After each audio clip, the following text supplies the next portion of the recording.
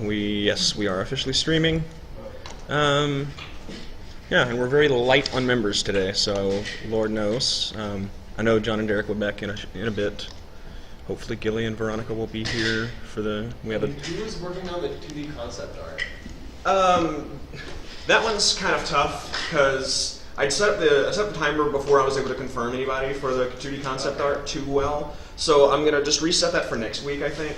I was going to ask Jessica to see if she could do it, if she'd be interested, because then she does that sort of thing. Yeah, she does paintings and stuff. And I figured she'd probably who's do that it. new person that was... And Jennifer Neff. Okay. She is on it, or she was on it. I don't know, one way or the other. Hello! I'm glad you're here. Work study was just like running late. Okay. No big deal. I was just hoping you would be here before 5. So. Yeah, no, but that's limiting myself. I'm super excited. Hopefully it should be good. We will find out. But yeah, John and Derek are going to come back in a bit. So Is there a way on Trello to mark a deadline and done without just removing the deadline entirely, or is that just how you do it? Because it's like I finished the shield, the charge shot, and there's you can just mark off the. I don't know. Quinn, do you happen to know that? What? If you can just mark off.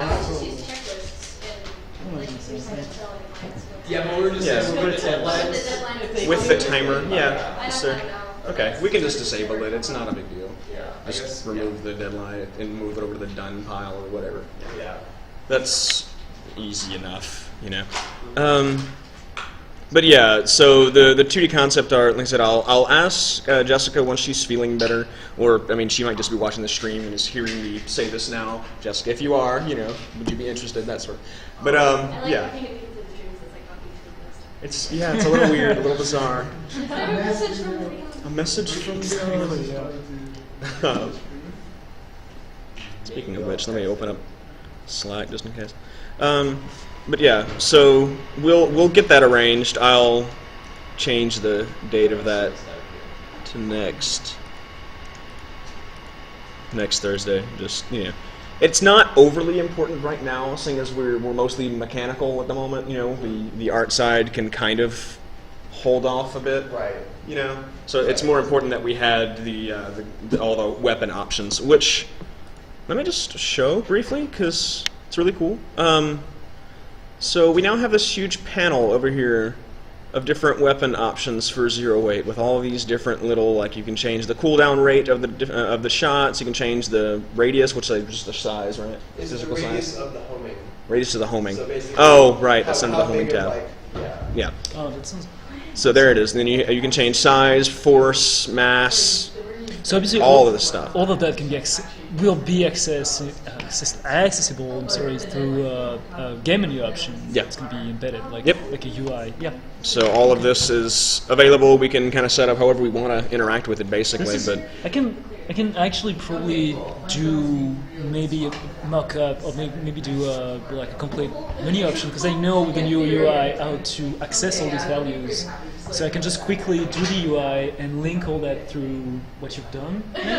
Sure, and then you can just press escape and you would have access to all these values. if nothing else, a debug menu or something like that. So we can while we're playing, we can just go in and be like, no, I want this here, I want this there, I want the stuff like that. Yeah, I still don't know all that much about the GUI stuff, especially with the new GUI stuff and the new version of Unity. I'm sure as soon as you will get in it, you will just... Yeah, I haven't really looked at that. Yeah.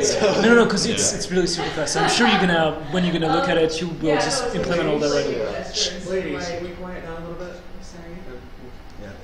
But yeah, I've put forth some effort to make this custom editor, just so that that's we can awesome. have the little fold-out menus for the different groups of settings. So yeah. Yeah, no, this is fantastic. So this will give us everything we need to kind of, we can make a bunch of different weapons just out of just this right here. Right. So we can do all kinds of different, crazy things and just kind of play with them, change the graphics to them, and voila, instant new weapon. Right. So just within that, we're pretty much set not only for the first, the second weapon, but third, fourth, fifth, sixth, seventh, whatever. We have a huge array of them. So that's fantastic. Cool. And it works really well so far. The homing is really solid, and this is obviously just way too much, but you know, it's all there, and it's functional. It works. I don't know that I don't remember if I ever got the charging thing working. You just have to hold it down and then properly. when you release it, it charges, yeah. It doesn't, like, I don't know if it changes size very significantly. And when the projectiles hit each other, they Oh yeah, okay. I do Other- see some size difference. Yeah, Okay, so that's just going to be a matter of tweaking as opposed, but it is right, working. And I've made Okay. it so that you can adjust all of the things that happen when it charges, like the Yeah. amount of size change. and Yeah, I saw the damage variables change, all available that for that. goodness. So that's all just fantastic, basically. Like Cool. Yeah, it's getting really helpful stuff. Like really great to have all those options and stuff like that. Yeah. Right. And then basically the rapid fire is just the charge shot without a charge. Without it. So and it automatically refires when Yeah. the cooldown's done. So and that's destructible great. cubes are back. And well, the destructible cubes were never actually gone. They were just outside of the visible area of the level. So, like, if you look at it, this version, there's nothing on top. There is a cube up there. It's just outside of the level because I've just been resizing the because it's level. washed. No, I Yeah. understand how it works, but they were not present in the arena. Yeah, I mean, so- in the latest version, so Yeah, they're in there. that's good. Which I mean, yeah, they're a fun little toy. So maybe we'll find a place for them once we have like an actual level design, an actual like, you know, well, visually designed. Yeah, anyway. and Taylor wanted to work on that, right? Well, I don't remember Taylor offering anything in terms of level design. I've pretty much gotten. We're okay with that, I think, for the most part. Yeah, I think Taylor wanted to do more general Game design stuff. Yeah, so I've got Taylor working on a design doc of some sort or other, which I think at this point, he brought the point that basically Trello is a design doc.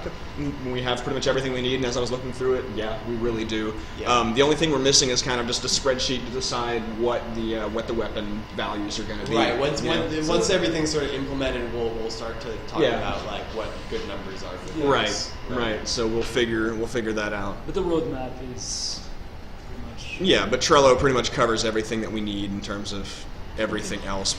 Everything's Yeah. coherent. We can kind of find every. Sorry, I missed the first meeting, so I feel a little behind. Oh yeah, I guess you did. I'm not sure what all we talked about in that. It's not online yet, but it may be on Twitch still. It's not on YouTube. Maybe still on Twitch.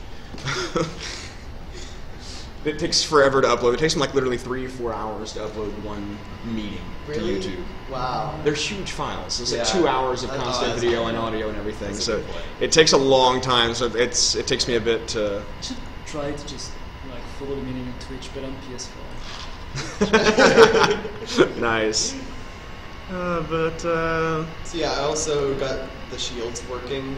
Great. I don't know if you saw that at all. I saw that it was checked off and done. I didn't actually download to play with, which is why I don't have it available right now to show off. Yeah, basically you have the two hemispheres. Or I guess they're not exactly spheres, but it's No. like an egg-shaped sort of shield. You can activate them independently of one another, and it drains energy as you're holding it up and as it gets hit. Cool. And And it prevents, like, like knocks out some of the damage or whatever, like as you get hit by it. it prevents all the damage, but it still knocks you back. Okay. Cool. So yeah. Great progress, etc. At this point, we've got sound design, which John and Derek will be here. They stepped out. They just want to go get some food, so they don't have anything particularly important right now. But I had been meeting with them, and we're able to listen to some of the sounds they're working on, as well as some of the music, and it's freaking fantastic. Like, there's, I think, 1 or 2 sounds that I wasn't just completely thrilled about, and those Wow. 1 or 2 were still, they were okay, they were decent sound, they weren't bad by any means, they just didn't make me all like giddy and excited. Whereas the rest of the sound, like the basic just shoot sound, like the punch, whatever you want to Yeah. call it, is just awesome. Awesome. It sounds That's exciting. fantastic. So yeah, and then the music as well. They played it, and I was just like, wow, this is perfect. Okay, yeah, this is exactly what I want it to be. So that's all due for next week. Okay, so you don't really have any samples that you can just Don't have blast right anything now. with me, unfortunately. So I apologize for that, but. That's okay. But yeah, so that'll all be done next week in one form or other. I don't know if they're going for full 100% done, because I told them that it wasn't necessary that everything was totally mixed by next week. But, you know, they'll have a sample, like a bunch of different sounds we can pick from to kind of put it in place temporarily, or what have you, as well as the music to put in place temporarily, or what have you. You know, we'll have something to show off and something to listen to for next week that we can all kind of play around with, basically. And hopefully the same thing with the 2D concept art. We'll have some kind of sketch or something for next week. Hopefully, if I can get, you know, like Jessica or Jennifer, if she wants to continue doing it or whatever. The animation effects, which is due in 2-3 weeks, something like that. I've started playing with briefly. Nothing really to show for it. It's just kind of like playing around with the shapes and stuff to see, you know, what can be a little more interesting than just perfect spheres while still basically just being spheres. You know, something a little more interesting. Yeah. Yeah, you know, just to make sure that it's functionally the same, to get a little bit more interest visually. Can have some beams. Yeah, I'm not sure laser exactly beams, because with it being with beams, I would expect it to be like more like act more like lasers, whereas this is acting more like, you know, big pulses of energy, kind of like a, you know, I'm looking for the punch feel. Right. So Beam would be mechanically different. yeah. So I don't, you know, I'm playing with the shapes and size and stuff like that. If anybody has any suggestions, if you've seen some like effects work that's just really cool and feels like a giant laser punch, send it my way. That'd be great. But you know, yeah, I'm playing around regardless. So we'll see how that goes. Oh, the GUI. I have a deadline of that, Teo, of the 12th right now. Yeah. Is that doable? Like, can you have like just for like a basic mock-up? I'm not looking for the final thing, just to have like an idea of where we're going. I mean, I told you, and I kept telling you that last semester, but I was like trying to find new ways of like, explaining all that, and like based on what you want, like this pastas like 50s. Yeah. So, you know, something a little more oblique or whatever, like maybe a little more aggressive, a little more like to emphasize the verses, because that's really what your game is about, and that's what was absolutely not in what I was. Even the logo that I made wasn't really emphasizing the aspect. So I'm definitely going to work on that. Okay. I can probably do it next week or like in the next few weeks. Yeah, that's the 12th is going to be 2 weeks from now. So yeah, I'm going to try to have something that you can that you maybe can just like put in place of what's already there. Sure. Since now we have, I mean, it can be also based on what I already did, like the fact. yeah, that I was going to say, don't multiple throw weapons the and whole all. thing out, because Yeah, that yeah, was a yeah. good UI. That really, like, we really do like or at least I really do like the buttons and everything else. I liked it. So yeah. Yeah, I'm probably going to go for something different than something round, because it really doesn't work as it is. Okay. No, of course, I'm on both of that. Okay. So that will work. Like I said, I've got for now the deadline. I'd like to see a mock-up, like a. Not just just basic pencil sketches, a little bit more developed than just that, but like some kind of general idea for the 12. What I actually put last time. I don't know if you still. Oh, have it okay. somewhere. All of that. But like the wall it's in the and archives, I think. No, it's. I'm not going in to go whatever. find the actual archive. Doesn't matter. But I'm okay, gonna so do something a, like that. A But sprite sheet basically with Okay. different sprites. that'd be great. Yeah. That'd be great. And yeah, so that's the next thing. I think everything else is. Actually, that's it. We've got blocking is done. I've been working on the Energy system. and Okay. it's all in place. We just need to fix the GUI for that. Okay. Like the meter needs to work properly. Okay. I put a due to that the week after the GUI is due, so the 19th. Sure. That seems vague and simple enough. Oh, and Teo, we did decide that the energy meter is going to be like a Continuous. analog style continuous meter, not like segmented. Not chunks. Whereas yeah, okay, the heart, that- well, the HP was all chunk based. Yeah. But it can still be a gradient. Right. Yeah. It can be a slight gradient. Okay, no, I think it actually would fit if it's. Yeah. Okay. Yeah. Yeah, no problem. And I think either way, like even if visually the health bar is like just a solid like fighter game style health bar, so long as it's mechanically chunks, I think it's okay. Okay. You know, so you can kind of play with I that mean, either way on you that can, one. You know. I mean, I can do something like just one solid bar, and you can just get that the Yeah. way you want. You Yeah, that's just what I'm saying, create so- chunks from it. I can actually create chunks from it, and then you can reassemble that as one solid bar. Definitely. Okay. It's gonna be maybe something like whatever. I mean, just Okay, cool. I'm gonna try to find some reference. And, Okay, so yeah, that pretty much covers it because we've got we've got all these weapons listed, and I mean, for the most part, they're fun stuff, but it's not anything that we have to have. Obviously, like I think we've discussed, basically, it's Yeah, I it's mean, not these are essential, just but it's ideas, cool. right? Yeah. and a lot So- of these shouldn't require that much effort. I figured. Like especially like the knockback shot should just be pretty Just much add in the mass. It basically, yeah, just Yeah. pump up the mass, maybe even just as it hits or something. So, stuff, yeah. And then, so basically, I guess these will probably be kind of side projects if you have free time that you want to work on stuff. You can take a swing at any of that. And yeah, so we have the blocking, we have the charge shot, we have the energy system coming up soon. The GUI is on its way, the effects animation, I will get that shortly. And then just the concept art for the level, and then making that. And then once we have those things, we're pretty much done with the game in terms of what we're going to be doing for this semester.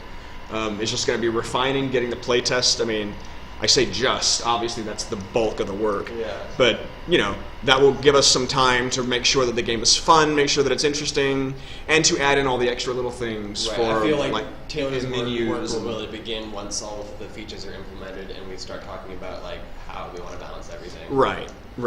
And we can kind of sort out, like, I'd like, where did I link that? I linked I think it might have been in the Zero that- Weight that- channel, that that document, document with the, That article was that it? Yeah, that's the one. where they're talking about like the mechanics Yeah. of like balancing games Right. numerically and intuitively. So it might be good to have like a spreadsheet that does this sort of thing. So you have like all the Right. different values or whatever, and then it Well, comes up with a raw unit value for you, just to kind of like have the math in there, and it calculates a raw unit, whatever, like a raw value. Right. Just I to feel like kinda- that this would be really helpful if we're starting to think about having discrete different ships that you can pilot Yeah. and that have different characteristics or loadouts or whatever. Right. So if the ships have different speeds or different weights or different like resistances, whatever, it'd be good to have all those sorts of things. But yeah, so that's something that can come later, and then also ship design. We can talk to I don't know, like maybe if Hannah wants to continue doing stuff, or Abby never got a chance. I know she's been around occasionally. She might still want to do stuff, or I mean, I can make more ships, or whatever. We can figure out ships later. Yeah. But yeah, so yeah, that's Zero Weight coming along fairly well thus far, ish. Still in line to hopefully maybe make something that we can present to Indiecade. So yeah, GDC is coming right around. yes, around the GDC corner. is the first week of March. So yeah, can you actually Oh, summarize okay, all yeah. of that? We talked about it briefly in the first meeting. Yeah. Me and Taylor have tickets. We managed to get with some kind of like special deal. We happened to catch just the right time. He chatted me, and we both managed to get They tickets for looked it. recently, and it's Everything, it's yeah. So like we managed to get in on the Independent Game Summit thing, that whole like the week long thing before. So we have a hotel room set with that they're set up. We have to show up like a day early and do some charity work and stuff like that. Just kind of serve at food kitchen, that sort of thing.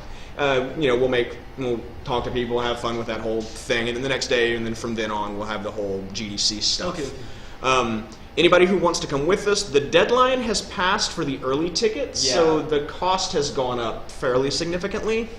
Any ballpark for that? yeah. Are you planning on doing this? Maybe if I can like Yeah. talk to my parents and give me money for it or something. Yeah, Should let you me have a played YA and just like me do see. a wall presentation? Right. Yeah. I just need to. I'm gonna do a keynote. for that. Right.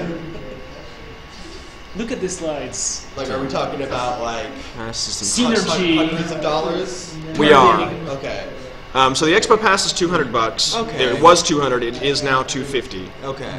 That is until February 25th. After that, never mind. Still It's $250. Still $250. Okay.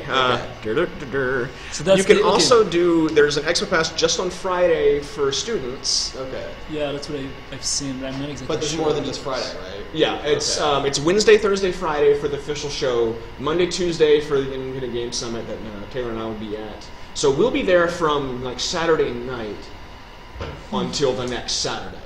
Anybody else who wants to come in, obviously you can come with us at the beginning and just kind of hang out in the hotel room, or whatever. Well, I mean, we can kind of sort out that sort of stuff. like it would be like visiting the whole summit with you guys and just trying games and that. Well, will it'll fun. be So- like with the Expo Pass, you're not actually you don't have the ability to go into the Independent Game Summit. So the There- Expo Pass is just the show. The Expo Pass is just the show floor. Okay. The Game Summit is a whole like series of talks Conferences and and all. conferences and You things son of a- specifically.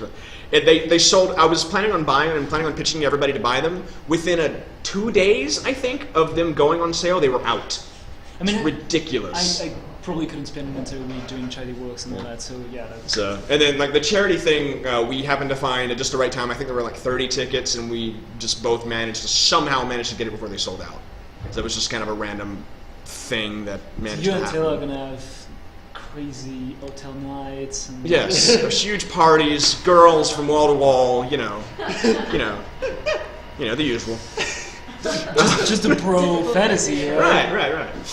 Anyway, so that if anybody's wanting to go with us, it will be the $250 for the Expo Pass. You're welcome to grab the higher up stuff.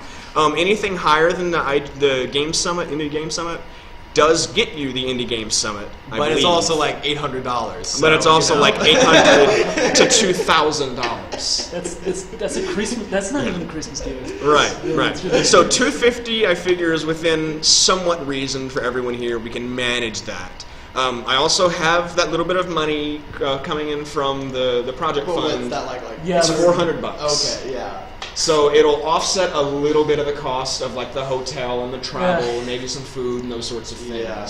So the majority of your expense will probably be just the pass itself, but I can't really help on the pass itself. Yeah. Um, I'll see if I can maybe get some funding since we're an official club. I know the student council has some money to offer. Yeah. I don't know how much. Right. Right. Especially so if you have a I'll- specific reason for it, I bet. Right. So and this is a fairly good thing. Like this is a thing that I would think that college would be behind us doing. Right. So I'll talk to student council, see if maybe we can get some more. We'll see. No guarantees, but we'll see how it goes. No, but yeah, that's pretty much it for that.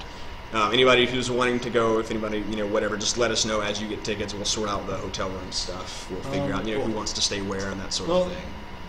So. That's the thing. I might not have to find another room, but I would love to just hang it. Yeah, with Taylor, I you think guys. Taylor said he's got a place to stay up there, and like, we've got rooms Oh, so or you- a room or rooms So specifically you're not in the same set up. hotel, you and Taylor? We are. Oh, you are. We have that official room set up with the thing, the tickets we Okay. got, but he also has somebody's house he can stay in or something Okay. along those lines, so we have extra space. Yeah, because I might have also So- possibilities for that. So And where but yeah. is it? It's in San Francisco. Oh, okay. Moscone Center, Oh, Moscone. okay. I'll be driving up, I figure. Yeah, So- if I drive up, I might be able to stay at my parents' house there because they have a house in the Oh. Bay Area. Oh, well, that could work. Wow. But I don't know; it's pretty far away from Okay. San Francisco proper, so Okay, I well, might not be able to do that. It's not too bad to take the BART in Yeah. from, like, I stayed in Sacramento last time I went to San Francisco. Yeah, The it's- BART is an hour It's, maybe? it's Redwood City, so It's what town is it? Redwood City. It's the Bay Area. It's South Peninsula. Shit, because I have family in Denville. Okay. But I don't know. It's It's close to San Jose. it's north of San Jose for sure. Oh, okay. Yeah. Yeah, it's It's just close to Palo Alto. yeah, it's pretty close to Palo Alto. Good. Yeah. Good. well, we can figure all of that out as we go. I think. Once you, like everybody, try to find out. Like if you are going, make sure you get your stuff as soon as possible, and because we'll need to arrange all these things. We need to arrange, trips. We need to arrange like who's driving where, when, how, that sort of thing. Where you're staying and all those sorts of things. So we want to get that done as fast as humanly possible. Taylor and I are already set up, so we can start getting everything. So the second you can buy your ticket, buy it, and Yeah, I'll probably talk to my parents tonight about that. okay, yeah, that'd be fantastic. And like the same goes for anybody else. I wasn't just talking to them. So if anybody else is going, get everything settled as soon as possible. If you're like close in terms of money to be able to afford the ticket, but can't quite get there, like I said, we do have a little bit of funding. We can kind of arrange that sort of thing, just as long as it's like we're not paying for full tickets. We don't have that kind of money. So yeah, let's move on to Coffee Cutie. Usually lobby for money from student council, so if you apply for a Oh, that would be cool. So talk to student council. You might be able to get something on your own. You can get up to 400, Okay. Cool. Well, yeah. So, yeah. Try that. You want to pop the video? Yeah. Do you have a Slack? Yes, I got Slack pulled up. Left hand side, bottom of the. Upside bottom. Where? Where? Here's mouse cursor just moves way faster than I'm used to mouse cursors moving. Okay, so the major thing that we have this week is this document that Jessica was kind enough to write up for us. God damn it. Here, I think I can set you It's on a lower fine. setting. It's fine. Sure? It's like a button press away. Just let me figure it out. It's like a bridge Well, too you can far. hold this thumb button here and it'll do sniper mode, literally. It's fine. I'm just trying to get this document open. That's all. It's just the one that Jessica wrote up. I just want to pull it up. So this is the feedback from, Right, yeah. from the showcase? Yeah, so Jessica wrote up the feedback that we got from the showcase, and just to make kind of a generalization, the major issue we had was clarity. What? It's... Yes, I want to cancel setup. I just want to read this document. Oh my god. Okay, let's try that again. Can we just look at it in the window? Yeah, there you go. No. Yeah, just open the file there. It should. No? No? Yeah. No? This is fun. Okay. Need it just here. For me. PC. Well, it's. Okay, we'll just move it out of the way and we'll just look at the document. That'll work. Nope, because Nope, you we can't can't see do the that. whole thing. Oh, just die. No, look, it's gonna close. It closes. It's gonna close it. That's what it did last time. What is it configuring, by the way? I don't know what it's What the- configuring. All I want to do is look at a Word document. Does Chrome really Okay, well, just tell it to open. Can you tell it to open a different application? That's Yeah. what I was gonna try. Open Office. Yeah, open it in WordPad. WordPad will be great. Configuring WordPad. Adding WordPad. Hey. Perfect. WordPad Great. is so much better than Microsoft Word. Okay, so major issue was clarity, and like we needed a couple of mechanics to be a little bit like bigger, louder. So the cat colors really were supposed to be much more annoying than it turned out to be.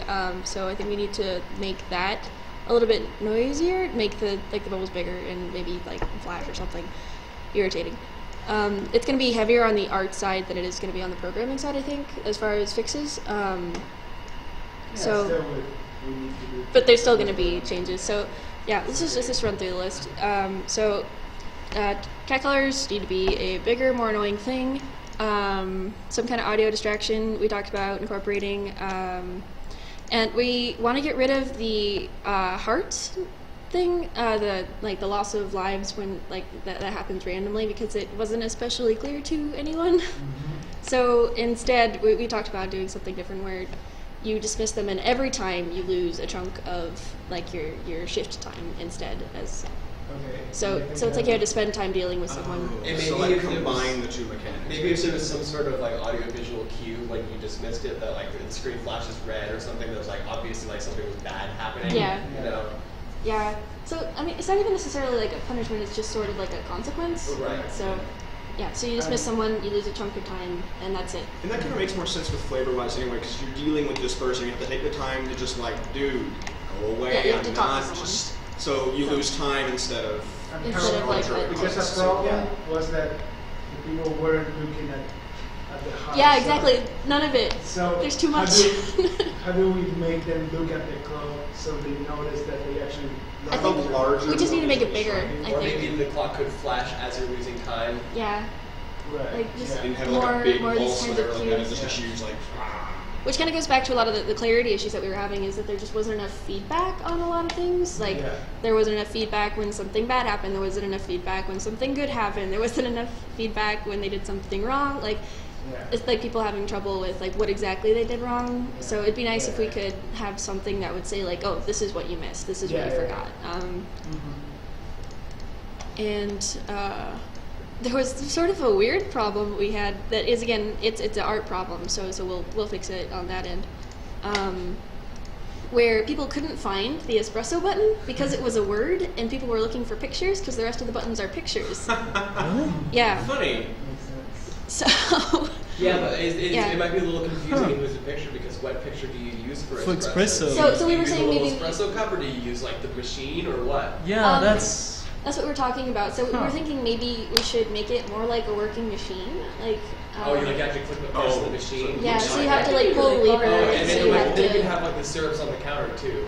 Yeah, Yeah. so we might want to just like totally get rid of the sidebar thing and just make all of those options incorporated into the main like little background design. Right. Which might look a little more cohesive anyway. Right. We also talked about having a simpler thing to start with because that was another problem is people having to kind of jump right in and not having anything to kind of like ramp in Too difficulty many wise. ingredients. Yeah. Start off just making coffees or whatever. Yeah, just pulling like a black coffee. Yeah, actually remember when somebody got like one drink right. And they were like, Like, yes! yeah, because we tried like 6 times before. It's really hard. I felt like I might have gotten really lucky because when I tried it out after Bruce like got it posted on the web, he wanted me to try out the web link, and I was like, I managed to make like 4 drinks correctly in a row. And it was Wow, just that like Whoa. might be a record. I know. So like clearly we've got a problem. Nobody can make a drink correctly. Right. Yeah. So we need a tutorial level like really badly. Right. So I don't know. We just really need to fix a lot of those clarity issues, and again, a lot of that is just going to be planning and figuring out how we can kind of streamline things and then ramp up the difficulty as it goes. So I don't know if you want to like get together with me and Jessica and like we can make a design document or something to talk about like how we want to do that. Bruce, because Yeah, and Bruce Yeah. when he's feeling better, of course. Yeah, because I figured like that's going to be a lot heavier on your side than it is on ours probably. So yeah, but it's okay. It's yeah, we'll have to do things over we'll and do over. it. Yeah, we'll probably fix a bunch of things and it still will not be enough. We'll have to redo it. Yeah. It's okay. That's We're okay. having to do that with a lot of the hard stuff too. Is we're just gonna have to like crush a lot of the assets that we made. Yeah. and Try again. backgrounds. But iteration is Yeah. a key part of the game development process. Yeah, it's fine. Yeah. You know, so- kick crack. I mean, hey, like, we've got a fully playable game here already, so it's like, Yeah. Yeah. this is just Just iterating. hash it out. Yeah. So we'll just Yeah, wait it's for what tweaks. works. When you Rodrigo if I'm available, so Oh, I yeah. know whatever changes are going on. Yeah, Sweet. definitely. We'll probably be doing sound farther toward the end, so Like, I we'll just keep you told posted. I'll But totally I know do you're that 'cause busy. I'm swamped Like, until first week of March. Thank you, theater. Yeah. so Um, yeah, the sounds that we have right now work. So man, it's I fine. need to make it louder mostly and add a lot more things. Yeah, So, yeah. it's just balancing. I think is the Yeah. key. Yeah. So is Oh, there one piece anything of I feedback missed? I had is that the music seems to work really well. Yeah, the music's I, great. It's I think super it, cute. I think it fits really well for Luke did a really good the, job. Perfect music. the tone of everything. Yeah, I heard it for hours. But Oh God, I'm so sorry. I'm still not tired. It's really good. It is. Yeah, he did a really great job. Like based on one Animal Crossing clip, he was like, "Oh yeah." He's really good at the techno synth kind of pop stuff. So, Luke? yeah, Yeah. that's his thing. I know, Like, I know. He was perfect for this game. Yeah. So I think that's everything. It's just gonna be clarity, and we're gonna get together and try to figure out a more precise schedule as to like what we want to do specifically, what's gonna have to be implemented, what we're taking down, what's happening. This is more the overview.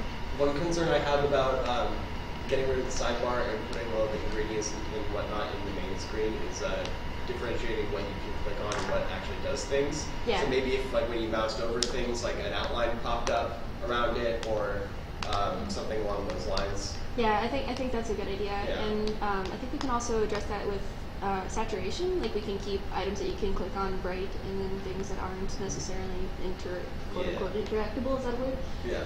Just kind of dull. But right now we have that. Cool. I just wondered. Yeah, things do light up when you mouse over them, but they're incorporated in like a side Oh, menu. okay, right. So if they're incorporated in like a larger scene, it'll still be. Yeah. I don't know. We can also just sort of make it so that everything in the scene you can click on. Like there's. I don't know.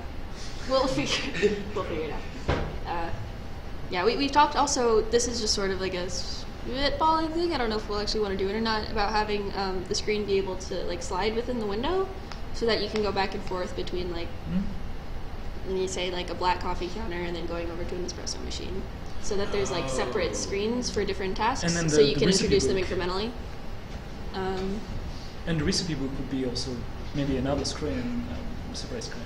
But you would swipe. I don't know about Or that. you It would kind bring of the like book on the screen itself.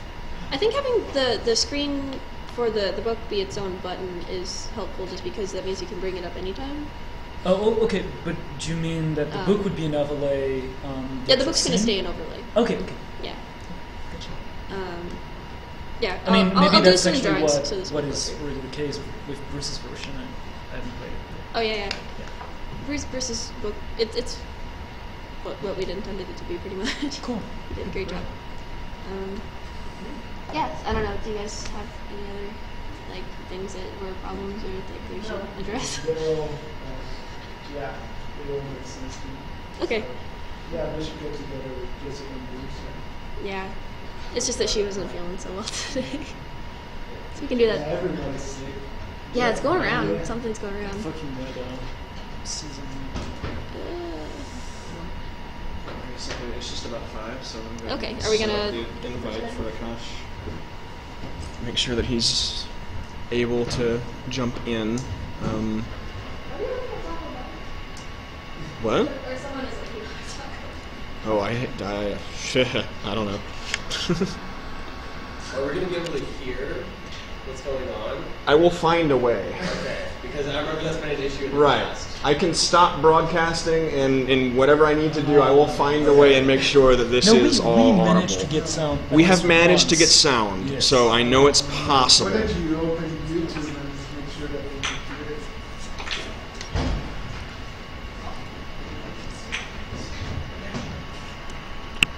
Yeah, I might do that. I'll just, yeah, give me a minute. Nope. I won't need that. Well, I didn't mean to save. But okay. We don't need this. Make sure that invite is there. Yes.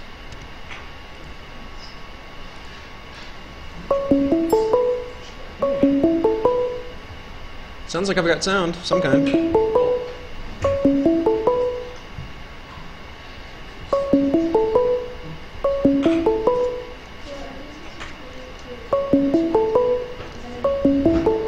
That may be a problem, though, actually, come to think of it. I'll be doing this.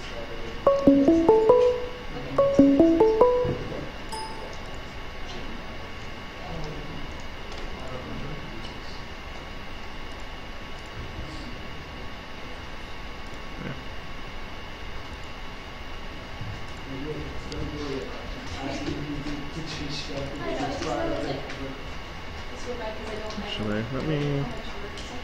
It's a lot of work, but it's okay.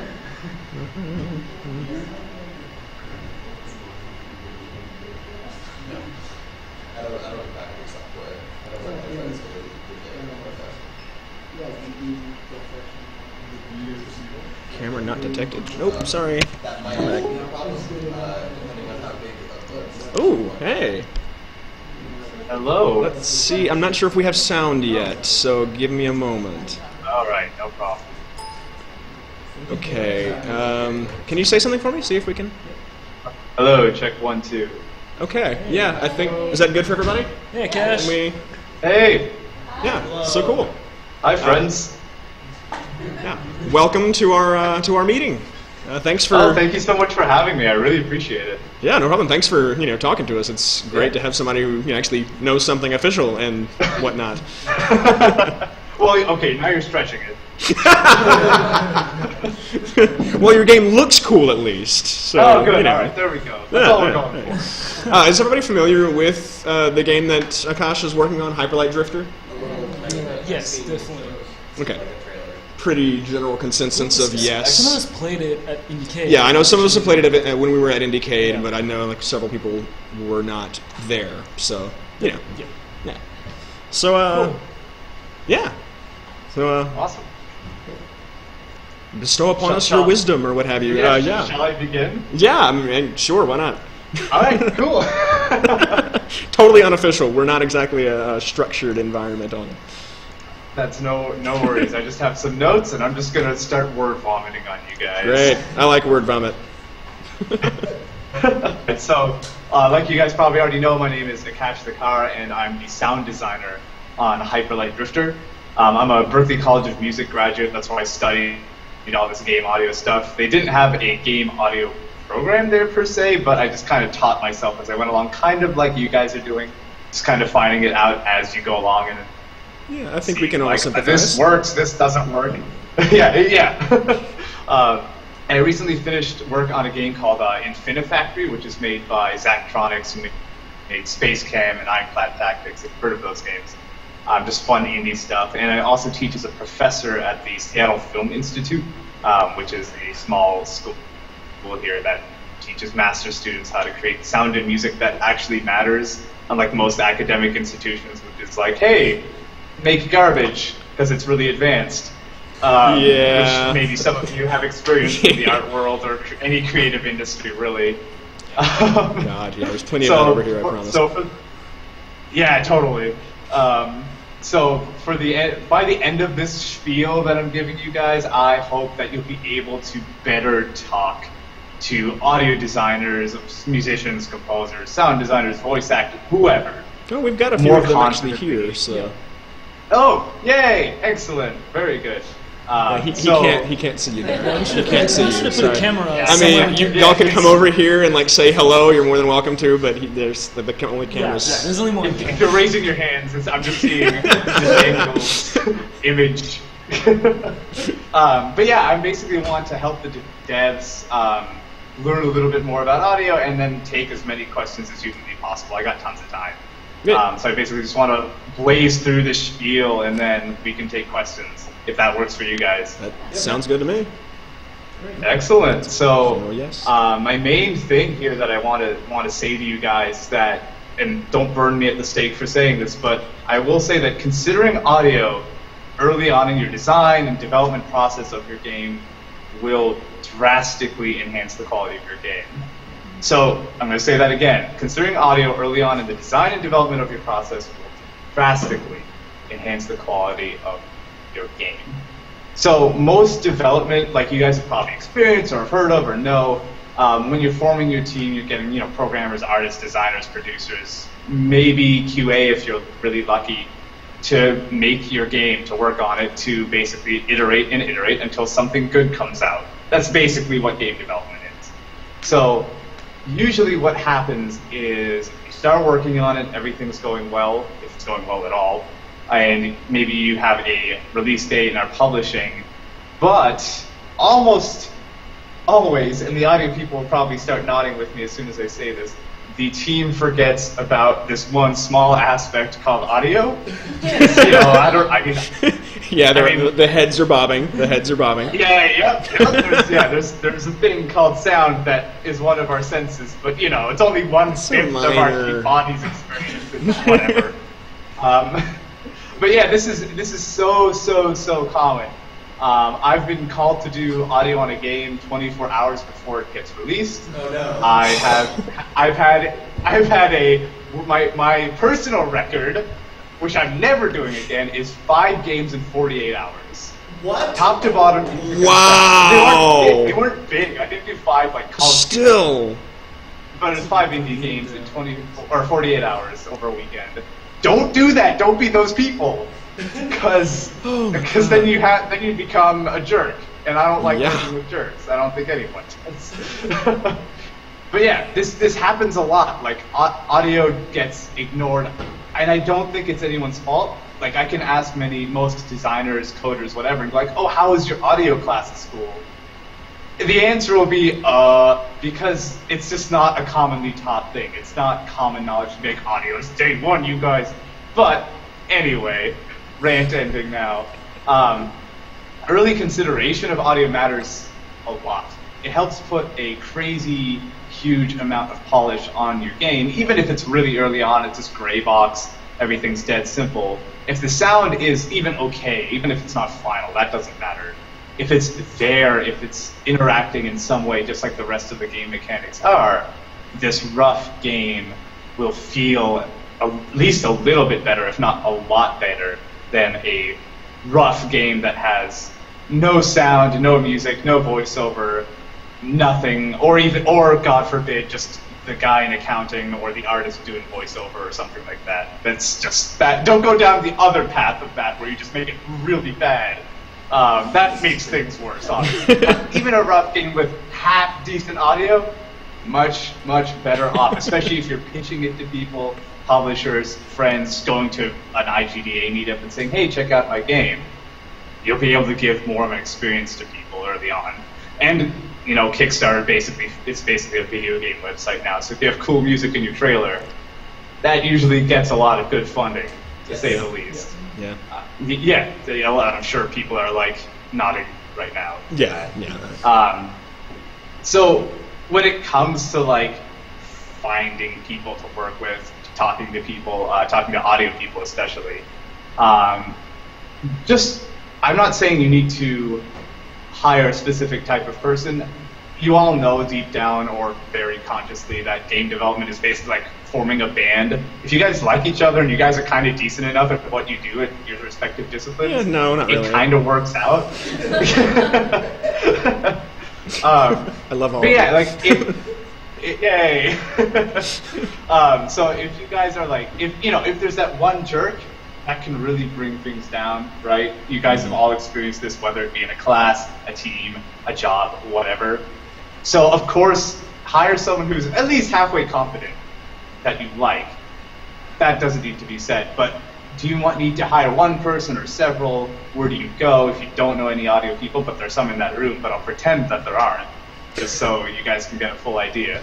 But hire those people because they're right there and they're taking the time to hang out with you guys.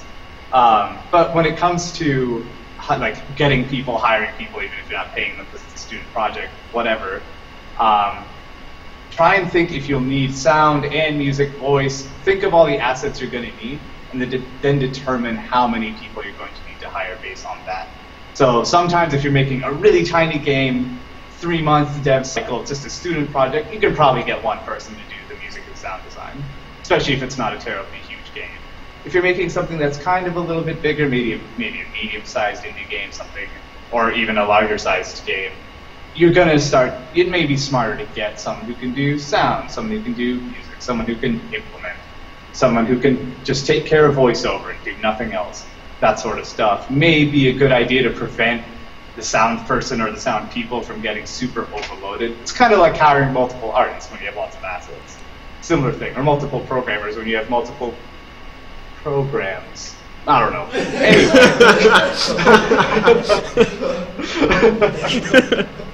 I don't know what programmers do. It's just wizardry. So yeah, like I mean, of course, if you don't know any audio people, theoretically, because you do, because they're right there. Of course, go to online forums, SoundCloud, all that sort of good stuff. But I recommend, in fact, going to other schools if you can't find someone who's really would fit your team really well. You don't have to physically go. You can just email the head of the department, like audio engineering department, a music department.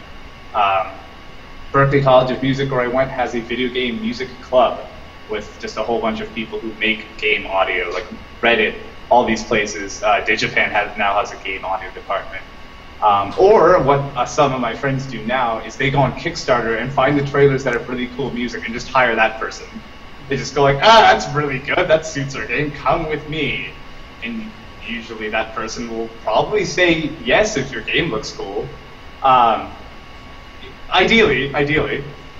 So when it comes to hiring people, don't really sweat if you listen to their demo or their material, whatever they have out there, and you want them to do a certain style and you're not sure if they can do it, ask them if they can. Ask them to give you a pitch or demo in that style. Just because someone's demo or music on SoundCloud is all dubstep, it doesn't mean they can't do orchestral. It just doesn't mean they have anything posted that's orchestral. You may even get a cool sound if it is someone who is an EDM, electronic dance person, asked to do orchestral. It may sound really cool. You have no idea. So if the person seems cool and they seem like you'd be willing to, work with each other, go for it. Just go nuts and see if it works. It's like forming a band. So when it comes to giving feedback to these people, this is kind of really crucial because sound and music is this non-tangential thing where you can kind of say like, that was good, or I didn't like it. That's kind of the end of the conversation. At least art, you can point to a thing and say, that's kind of brown, I don't like brown. Like you can say that. Yeah, I've had those conversations.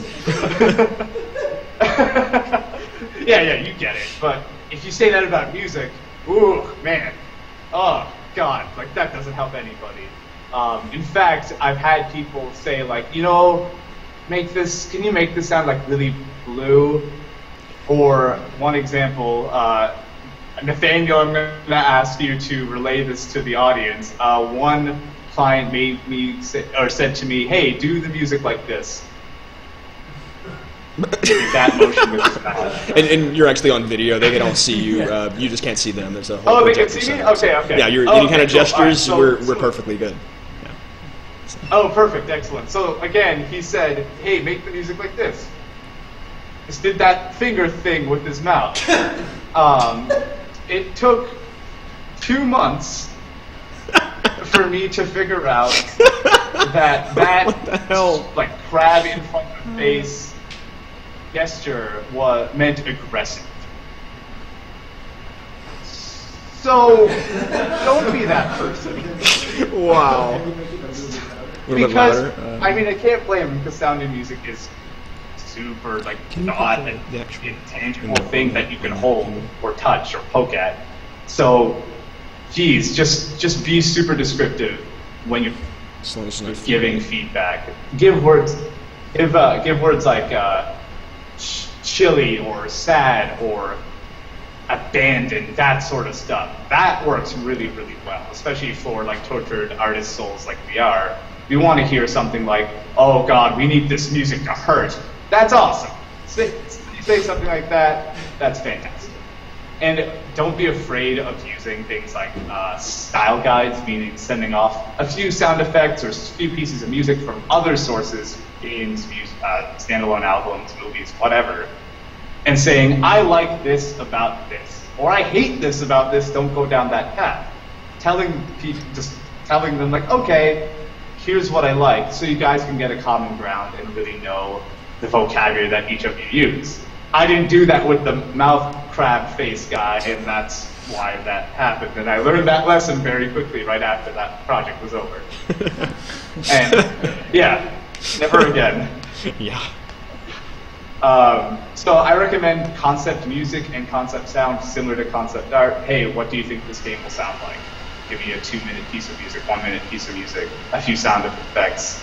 If it's a sci-fi game, ask for like sci-fi gun effects or like the gear that the main character uses. Stuff like that can help you guys flesh things out too, especially on the art side where you may think, "Oh, that sounds really cool. Let me draw something that kind of reflects that." I've seen that happen several times, and I know that a lot of BioShock Infinite's art design was informed by some of the early sounds that were being made, especially the Songbird when the lead sound designer created that crazy, insane sound. They're like, "Okay, yeah, we know how to draw this thing now. Like, we know how to form it. We know how to shape it because of that crazy wail it has." So yeah, the benefits of getting audio folks such as us very early is basically game development is nothing but a team of people failing upwards together until a thing happens. I like that. That's a good quote. That's a good quote. It's literally it. There's nothing but that. I've never seen a game where they're like, "Oh yeah, that's exactly what we planned from day one." Like, with the most money or with the least money in the world, it completely changes. Everything from like BioShock to Fez, like everything is different from when it started out. And not getting audio or any discipline involved early on in this process kind of robs them of the opportunity to like grow and fail and be a true part of the team. And to better demonstrate this point, I asked Austin Wintory, the composer of Journey, Banner Saga, and a billion other amazing games, to share a quote like related to his work, because he worked on the Journey soundtrack for 3 years before we heard a note of it. And I don't know, it's okay, I guess. Like, it's all right. Yeah, It doesn't move people to tears. No, right, it's fine. right, you know. And the thing he said is the ability to grow as a human being and live life in parallel to the growth of your teammates creates an X factor that there's no substitute for. And this is pretty true. I completely agree with that because everyone kind of needs to grow together and bounce each ideas off of each other when you're making something.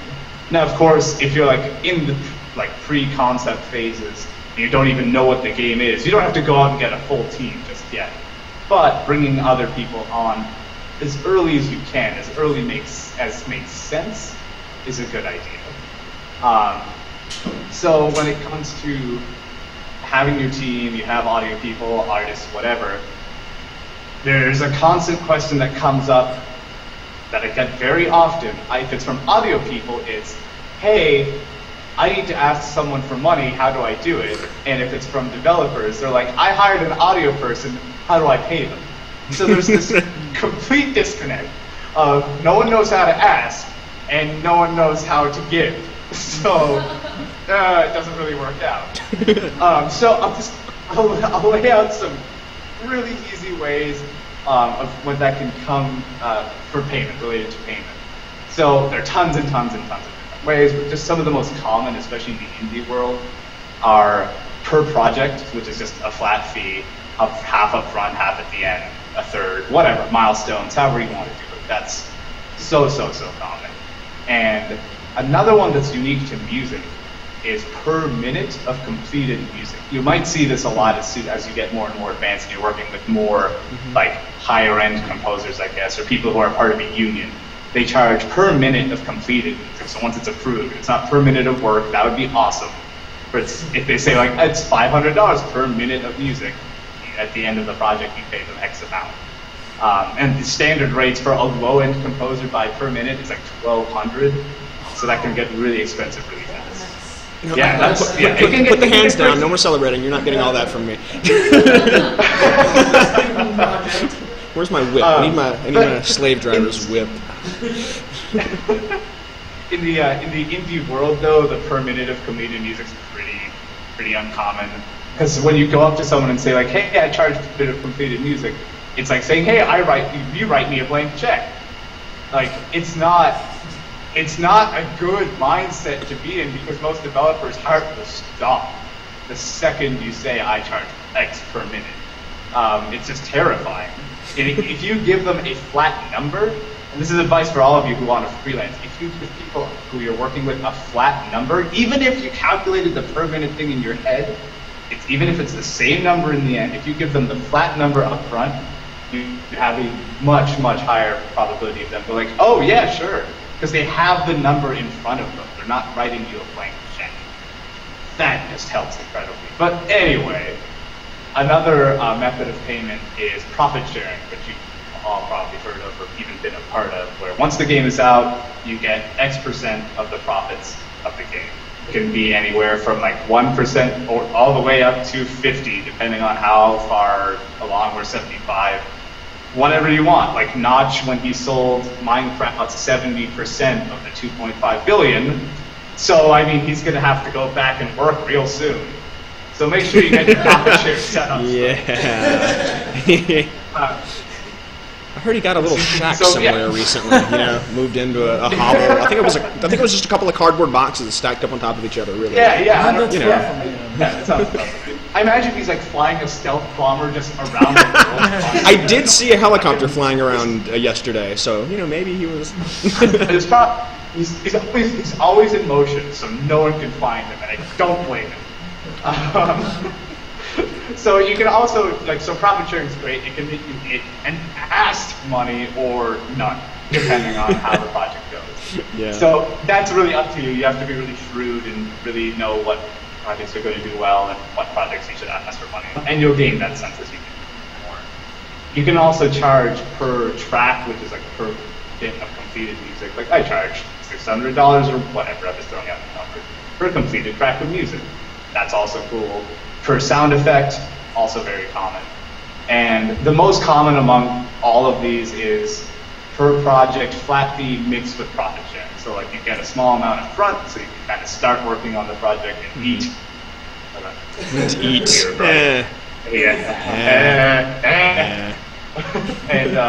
And then if the game does well, you do well. So that's always awesome. And so for the developers in the room, the audio people will thank me for saying this if they don't know it already. There's 2 pieces of software that I recommend you all look into, and you don't have to study it, but look into it because it's all free and useful. The first one is WISE, W-W-I-S-E, and the second is FMOD, F-M-O-D. Some of you might know it, some of you might not. Yeah, the audio people are shaking their heads. Okay, good. WISE and FMOD allow plebes like me and the fellow audio people in the room who can't program to make interactive music possible on a GUI, basically. So it gives us the ability to make cool music, cool sounds, interactive, and send off the project to the programmer and have it hook up within the game within a fraction of the time. I recommend you use them for basically every single game you make, unless you make your own custom audio solution. They're both free, and if you're working on student games, you don't have to pay a damn thing.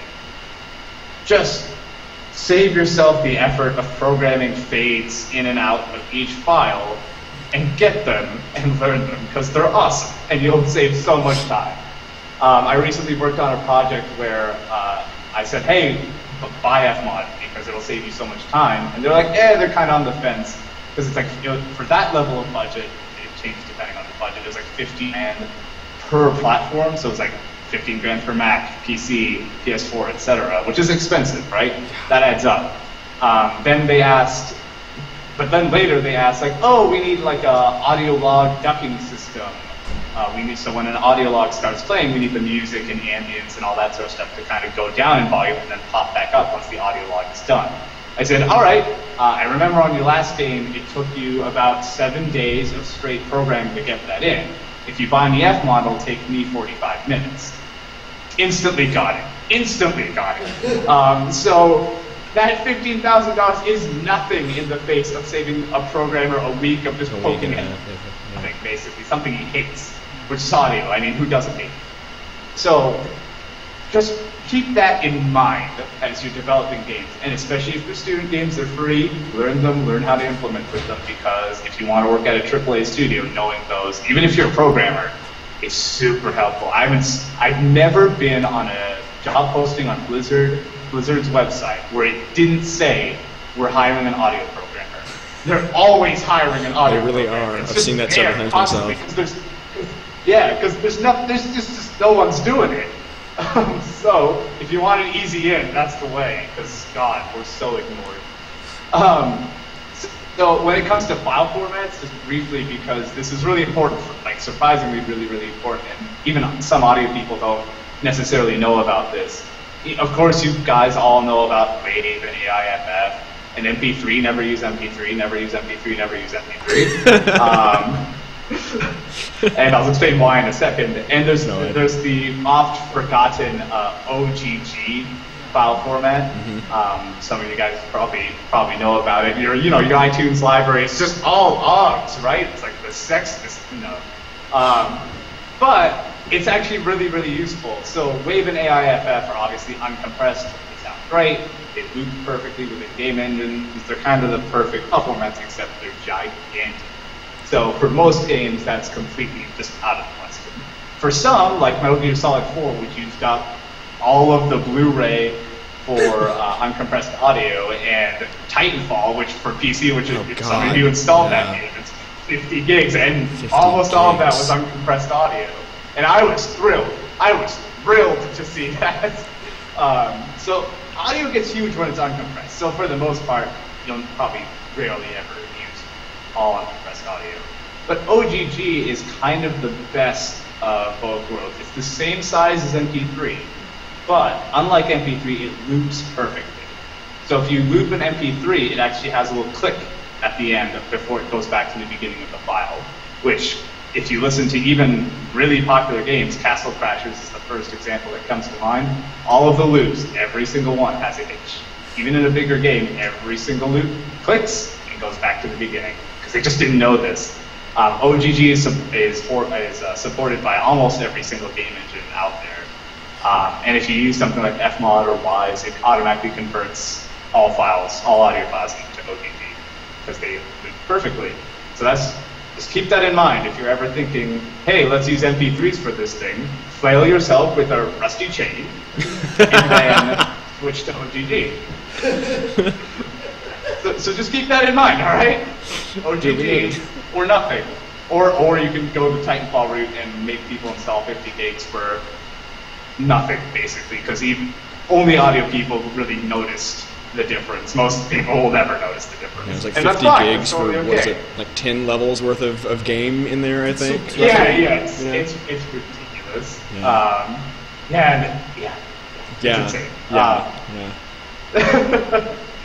So, just remember, as audio developers, sound designers, whatever, we kind of all, and basically everyone in this room here, we all kind of love what we do. So just remember if you give audio designers the ability to create powerful audio, in the end you'll have a more powerful game. Mm-hmm. So just keep that in mind as you're making your projects, as you're working on it, because audio is just another layer of polish, just like amazing art style can make your game really just stand out. In an extremely saturated market now, just go on Steam, or God forbid, the App Store. That stuff really stands out nowadays, because everyone ignores music. When the game has an awesome, just killer soundtrack or sound design, people do notice, and they go like, man, that album is great. Like, people do talk about it. It's just another selling point. So just remember that as you go out and make your graves. And that's the end of my spiel, so I'm here to answer questions. You can ask me about anything from audio to how I sleep to nutrition. Like, it doesn't just matter. So What is your favorite color? Thanks, actually. Okay, so, I mean, audio people, honestly, anybody, any kind of Or questions? anybody. Like, I'm kind of a weirdo, and I like many topics. That looks so Hello, awkward. Brett. Sneak into the screen, by all means. Hi, I'm Gilly. I'm one of the sound designers. I was kind of, Yay! I know. I'm almost too short for this. Okay. So I was kind of wondering. This was like a really awesome and like inspiring talk, by the way. So thank you so much for making time for us and giving us a good spiel. Thanks. Yeah. I mean, I feel like I have a lot, but the one that's coming more forward in my brain right now is how like. So you freelance, right? Is that what you said? Or do you work for a particular? Okay. So how did you get started, or how does one get into like freelancing as a sound designer? And I'm unique in that I'm not a composer. I do sound effects. I mean, really good sound effects, I think, and I've been told. But it's kind of, I have that additional challenge of how do I sell myself as being capable when I don't make music. So if you could talk a bit about marketing oneself, I think that'd be really helpful. Totally, yeah. I'm so glad you asked that, because marketing is so important. So I actually need to reel myself in, otherwise I'm going to go for like 2 hours. So the first thing is that as just a sound designer, that's actually fine. You don't have to worry that, oh God, I'm just a sound designer, I don't want to compose, I don't have the ability, whatever, it doesn't matter. Okay. That's fine if you're just a sound designer. Own it. Just focus on that, because sound design in the video game world is like being an awesome bass player. Every band has a freaking lead guitarist. Every single band has a lead guitarist, and everyone wants the lead to be the lead guitarist, which is the composer. Yeah. But everybody is looking for a goddamn bass player. Everybody. And those of you who play instruments, those of you who are in bands, are like nodding your head, either as a bass player, being like overworked, or just being like, oh man, I'm totally looking for a bass player now. Do you know anyone? Okay. So keep that in mind, because the job ratio for sound design versus music is like 10 to 1. You have so many more opportunities. So that's awesome. So don't worry about feeling like you need to, especially if you don't want to. Okay. If you want to perform, that's great, no problem. But if you don't want, don't worry about it. Okay, great. So, with that in mind, completely focus on being a sound designer. And the one question I will ask the whole room related to marketing is, how many of us can make a better hamburger than McDonald's? I can't see you raise your hands, but I'll assume that most of you are raising your hands related to Yeah. I don't even eat hope. meat. I can make a better one. Yeah. Yeah, totally. So, trust me, I'm going somewhere with this. So how come none of us have more money than McDonald's? Because of marketing and presentation. I'm not saying that you have to just focus on marketing all day, every single day of your life. No, but presentation is everything. We, as artists, as creatives, whoever it may be, we spend so much time trying to build a better hamburger, when in reality, we need to be marketing that delicious, juicy, grass-fed cheeseburger that we already have. I'm following. Yes, good. So, I'll keep going just for a bit longer because I want to get to other questions. But please email me with more marketing questions after if you have more. Definitely. But basically, what I'll say is, of course, go out and meet people at local events, IGDA, GDC, PAX, anything like that. Just go consistently, because being invisible, especially when you're in school, is one of the most dangerous things you can do for your career. Okay. These so famous people are visible all the time. They got there because they refused to be invisible throughout their career. If you go to networking events for a year and just stop after that, you go for a year and you stop, you'll become invisible, and then other people start to get hired. You can be way better than them in terms of skill, but again, you won't be in anyone's heads, you won't be in anyone's mind. So going to events, talking to people, and email your idols. Email the people that you're like, they'll never get back to me. Because they'll get back to you. That's the crazy thing. I can confirm I'm sure this. some of Through you this tried club, it. I've emailed all kinds of crazy people, and they all just email back, and they talk to us, and they come over. Exactly. Just email them. Yes, email them with a good, short message. Even if it's just like, hey, thanks for being awesome. Great. If you don't have any questions, great. If you do, email them and ask before you ask those questions. Like, hey, can I ask you some questions? Let's say it's who are some of your sound design, crazy super idols? What are some what do Who you are your mean? idols? Idols? I mean, I'm not really sure. I love the show American Horror Story. I think that has one of the best sound designs on TV. It's incredible. You're It's right. so incredible. Email that team. That's your assignment. That's a little intimidating, but okay. Just do it. Okay. Yes, exactly. It's terrifying, but then once you do it once, you'll realize, all these people are super cool. They'll get back to me as long as I write a good email Okay. that's really short and nicely phrased. Bam, I have a new mentor because I just bounce questions off of these people every once in a while. Nice. Easy Okay. peasy. If they get a job, they don't have time for it. Who are they gonna call? Some schmo on the street who's playing a bucket drum, or you who's super cool and obviously knows what you're talking about, Yeah. right? Right. So that can be another aspect of marketing, just emailing people and talking to Okay. friends, even if they're sound designers or not. So going out, focus on marketing the delicious hamburger that you already have. Don't spend, don't hold up and just focus on making it better, assuming that people will know.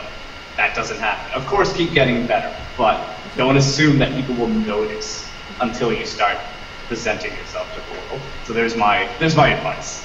Okay. Cool. I think that's really helpful. I'm gonna go email the people at American Horror Story. Do it. Cool. No, you should. Absolutely. Awesome. Thank you. I bet the other sound designers have questions too. Do you want to take the control? I'm all set. I got what I wanted. I got my formatted question answered, so I'm good. I love the deer in the headlights expression. I'm not All right.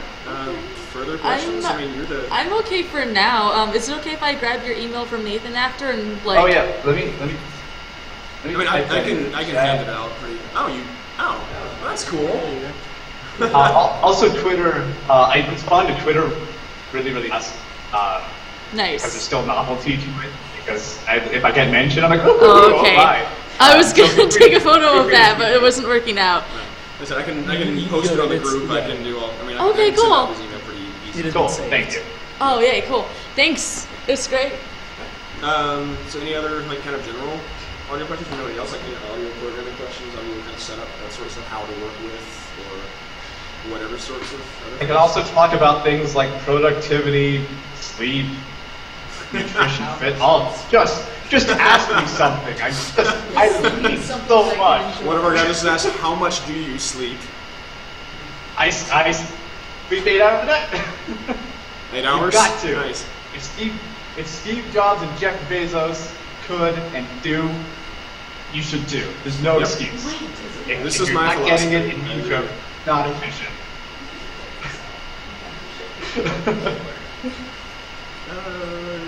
Questions?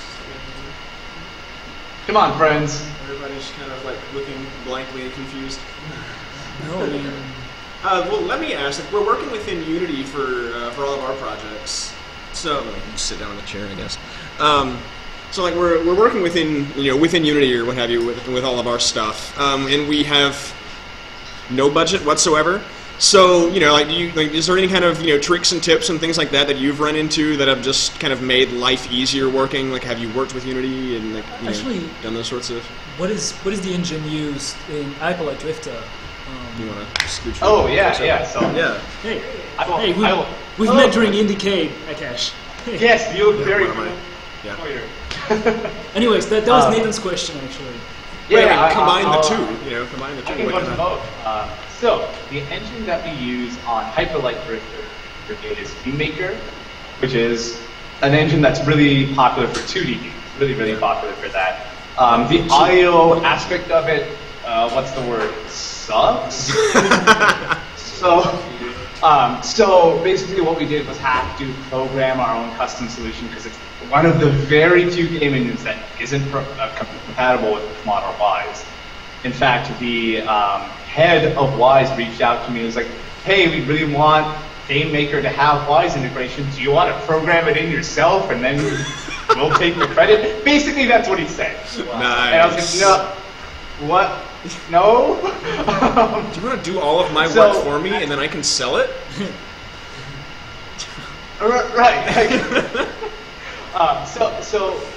Basically, we're just doing it by hand. But to answer your question, Nathaniel, in terms of quick, cheap tricks that you can use with Unity, absolutely. In terms of the audio side of things, Fmod, if you're making a game that is under $100,000 in budget, which I assume is most of the games you're working on at school. I would hope so. How about under $1 of budget? How about that? It's mostly minus actually. Yes. So long as you can prove that it's like a student game or under $100,000 budget, which is dead simple because you just email them and say, hey, I'm a student. Even if they ask, you can just plug in Fmod and use it for your game. And even if you end up selling that game, you don't have to pay a dime. Until So you even make the if- 100,000 so- mark, I assume. Until you start making a game that has a development budget of $100,000. Oh, so even if you like make over, if you make a game on no budget whatsoever and you just sell it for billions of dollars, they still don't care? they don't care. That's weird. Okay. If you hit All right. if you hit billions, they might come after you. I mean, at that point, like at that point, you would buy it for your next project, I would think. Exactly. So that's their whole thing.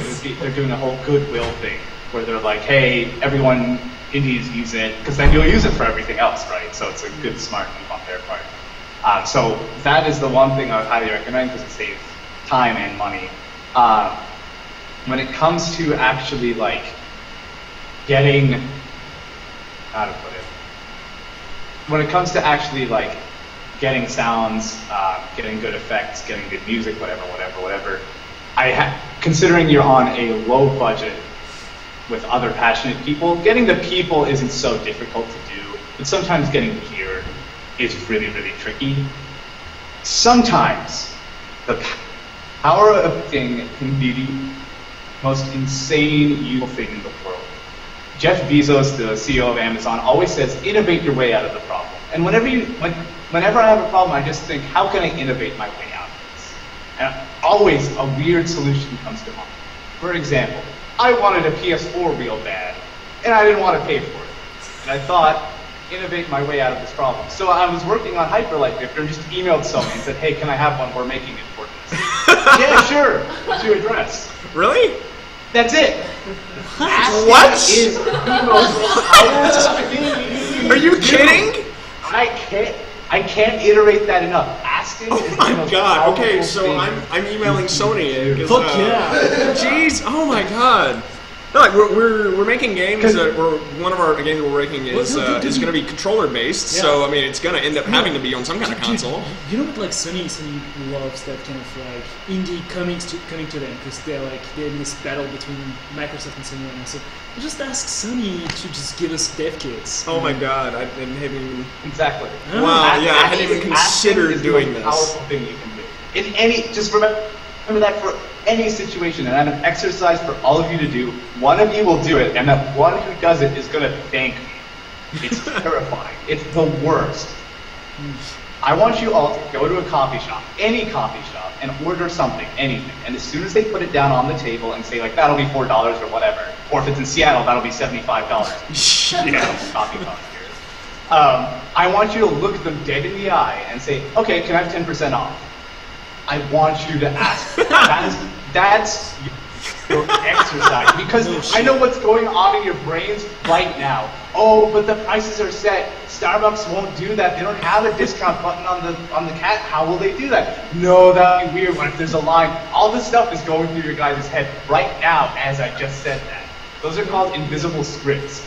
I want you to demolish those because that gets in the way of you asking for things. This is the first exercise that makes you just doing it once will make you completely fearless for the rest of your life on asking for things like, can I have a PS4? Like, yeah, sure. Like, that will completely demolish that fear. So, that's the exercise. I want all of you, every single one of you, even if you don't drink coffee, just go get something. Well, let me From ask the this coffee then: shop. who All do right. you contact directly about those sorts of things? Like, who do I email in Sony or say Nintendo or Microsoft or whatever? Right. So when I did it, they actually didn't have a plan in place for assholes like me who did it. So I forget his title, like VP something. Adam Boyce, if you've seen him. He's the guy who presents all the Sony stuff at E3. He's kind of a larger, super happy guy. Yeah. He's super awesome. I saw him speak, and at the end he gave his email out, and I was like, you bastard, that's the most dangerous thing you've ever done. So I emailed him. I always think that every time I and got through to his assistant, who sent me a PS4. That's it. But That's awesome. But now, probably because of me, I hope, they now have online forms that you can just fill out. If you're a developer, you can just fill out a form, and if you look legit and not like a piece of garbage, they'll send you stuff. Well, Whether we it be can show controllers, demos. We have whatever. visual demos that we can show off of working prototypes as well, like of these games. So That's how you can do it. Perfect. And maybe your I professors need might to do even, that. if your Talk to the professors Oculus know Rift guys anybody, and see- that's even better. What was if that? you have an Sorry? introduction, then Oh. if your professors know people, then you're good. I mean, we're at CalArts, so I would think that we're known well enough. Some of our professors have got to know some of these people. Yeah. So. Yeah. Exactly. So that's the way in, and then you can get it just in a damn snap. Cool. It's so again, if you just ask, you get stuff. It's. I'm gonna have to try So that. again, do the coffee exercise. See if I can get an Oculus Do Rift. the coffee. None of you are gonna do it because it's scary. Oh no, I'm gonna do it. I'm gonna find out who these people are and email them and be like, hey, can I have a Wii U? Why not? Perfect. Good. Innovate your way out of the problem. Oh my god.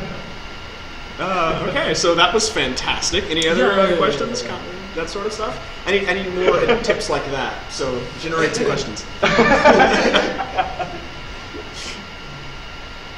I'm flattered to be of help. Everybody's just kind of like looking at the floor or looking around blankly. I think we covered a lot of things actually. We did, yeah. Yeah. It was really helpful. Yeah. What? Any general advice, maybe? Just any general just Yeah. tips for seeing as we are working on Unity and that sort of stuff. I don't know, maybe some specific there or just Well, I mean, Just life life. Sure. How do you reach true so enlightenment? the one key thing that I will say, Gabe Newell's just an outlier on this, is that your fitness and nutrition is a massive determinant in your overall career success. I'm not saying you need to get like super swole. You don't need to like eat a shit ton of like. You don't need like powders and potions. For the love of God, to stop eating McDonald's. The reason I say that is because one of my business mentors gave me a great adage, and he said, "Your emotional bank account equals your financial bank account." That's so accurate.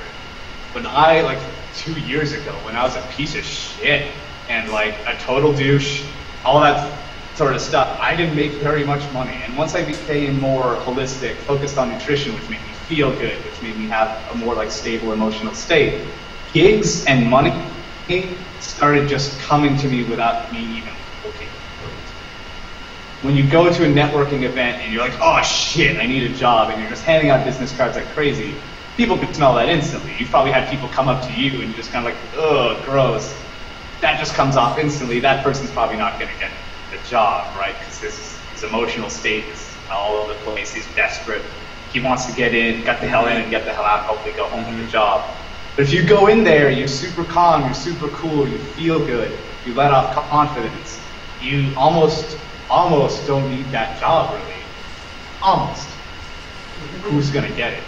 Even if you're less skilled than that person who walked in, even if he's the best in the world at whatever it is, if he's a piece of crap and you're really cool and you're less skilled, you're going to get the job. It's that simple. If you're put into a position where you need to do something really fast, you need to learn a new skill, if you feel good, if your brain's in a good space, you're running, your software and hardware is run well, great, you're going to do it better. Most of us, when it comes to our computers, we're masters of them. In our generation, we're absolute masters. We're not stupid to go to a website and install the search bar that they recommend, or hit the big download button when, you know, if you go to a torrent website, because all of us torrent, let's admit it, you go to a website to get stuff, you go to a website to get stuff illegally, there's a giant download button, which we know not to click, right? That's The the real first test. download link is like, it's tiny. That's what they should do. All of us know this. Yeah. we're all masters of this, but when it comes to our brains and our bodies, we're worse than the baby boomer generation is with computers. When every time we eat a piece of shit, like piece of food, we're installing like 6,000 pieces of malware because we're like, oh, clean my Mac. Yeah, all right, I'll just hit okay on that. We're doing the exact equivalent. How well does your computer run after just a month of that? Pretty shittily, right? Like, we all know that. It just dies eventually. You get the blue screen, you get hexadecimal errors all over the place. We're doing that to our bodies every single day, so just keep that in mind. Because longevity allows you to create more stuff, and allows you to get more out of life, and allow you to create better stuff. So that's my words of advice on that. Alright. I assume we want to continue getting blanks there, so no other questions, no comments, or anything else? Well, I assume you're going to be at GDC. Oh, yeah. March, so I think you will see Nathan and some of us. There will be a few of us at GDC, so if you're heading Oh, over that awesome. way, we will be there. Yes, I will be there. That would be awesome. Yeah, so, yeah, we will, Yeah. Continue the conversation. yeah, and Derek, did you have How did you schedule completing 5 game sounds in 48 hours? question is, how did you schedule completing 5 games in 48 hours? How? So, okay. All right, let's... You can see the pain just washing over your face. Yes, so I would say it was the Sounds worst. the same. It was a terrible experience. It was the worst. It was the worst. It was the worst. Don't do it. Okay, so, all right. Okay, so, okay, how do I start? Okay, so basically, it actually comes back to the nutrition thing. I'm what's known as a biohacker. So it's like nutrition plus, basically. If any of you guys have heard of like bulletproof coffee or anything like that, it's in that book. Yeah. There might be one of you who've heard of like putting butter in coffee. Anyway, when it comes to that sort of stuff, I know exactly what my body needs at the moment. So if I feel like the slightest pinch of like brain fog or something, like, oh, I need vitamin K2, I need magnesium right now, but not too much, and I need this much tea. I drink it, I'm back. Like, I am completely back. Obviously, there's no free lunch with this. You don't become a superhuman. If you do this for 3 days straight, like I did it, or 2 days straight, like I did, you crash at the end. So what I did was basically biohack my way into being able to stay up and work for 2 days straight without feeling actually bad. I didn't feel terrible. But on Sunday, I was just out. I was gone. I slept, I think, for 26 hours. Yeah, it hits you. Like, So don't do it. This was a while ago. I would never do that again. Ever. But that's how I guess that's the way I did it. If you guys do have questions, and again, I don't take drugs, I'm completely clean. Like, I don't, some biohackers go into the smart drug world and get prescriptions to like make them ramp up even harder. I don't touch that stuff. But if you guys are curious about that world, let me know. But that's kind of how I did it. That's how I can do it still if I wanted to. But you better pay me like $7 million to do it. Yeah. it's not worth it. Even then, it's not worth it. All right. Any other follow-up comments, questions? I'm gonna guess that's a no. I don't know. We got a few minutes left. Did you want to maybe see our games? We can like turn it on to desktop view mode, and we can just kind of show you something briefly. You know? Yeah, show me some stuff. That'd be awesome. Assuming Yeah, I can I want to get see what you guys are working. get this working. Let's see. Screen share, I think, is the one that I want. Might have some reason of being. Well, it's looking like it's wanting to grab me by window, so let me just open up Unity and try to... Oh, sure. Oh, is that how it is? Okay. How do you do the... Oh, entire screen. Okay. So you're going to sit yourself here briefly. Say hello to yourself. Okay. So can you see... Yes, this? I can. Okay. This is all like obviously just kind of tech demo-y stuff. It's not really Sure. too developed, but yeah. So this is we're calling it Zero Weight. Oop, Okay. if I can play the game. So it's a 360-degree kind of spaceship dogfighting simulation shooter game. Oh, fantastic. Kind of built around the idea of a boxing match. So you like the control. You'll have to excuse the control. The fire button is shooting with both ships right now. It's just kind of a debug thing. But yeah. So boxing match. Each you have independent control over either side. Like charged shots, a little bit of homing and stuff like that. We're kind of playing around with the mechanics of exactly how the shots work. But yeah. And I don't have access to more than one player right now. But, I assure you, both of these players do work, and you can. That's really cool. I like how close quarters it is. Yeah, cool. So yeah, that's that. Yeah. Are So you we're- showing any of your games off at any conferences coming up anytime soon? We're looking at Indiecade. We don't have anything official. Oh. Do we have? Oh, I can. Oh, I don't have the controller for Regularity. That sucks. Do we have that? Slack is the Is greatest there an thing in the online link universe. for The link should be Bruce's post. Keep going up. Bruce's post? There. There we go. Okay. So we have the Unity web player version of another one. Needs your permission to run. Yeah. So this one is called Coffee Cutie. Talking about you're coffee, welcome to actually. give the rundown if you want to give it. I mean, you're welcome to. I mean, this is your game. You may want to. Yes. The brief rundown, it's not 100% like where we'd like it to be, but the idea is that you are a coffee shop employee and you are being harassed. So you'll see. So Oh, cool. let's see if I can. One of the problems we're having is that it's like really difficult to actually make a drink correctly. So we'll see if I can actually do it. So It's the new UI. okay, so That's that. excellent. I love the interface. That's adorable. We're shooting for adorable. That's fantastic. I think that's right. Okay. Yay! So like as you go, you start getting like people here. And these are intended to be much more annoying than they currently are, but they're supposed to get in the way to make it hard for you to actually do your job. Oh, wow. You should break it. Oh, okay.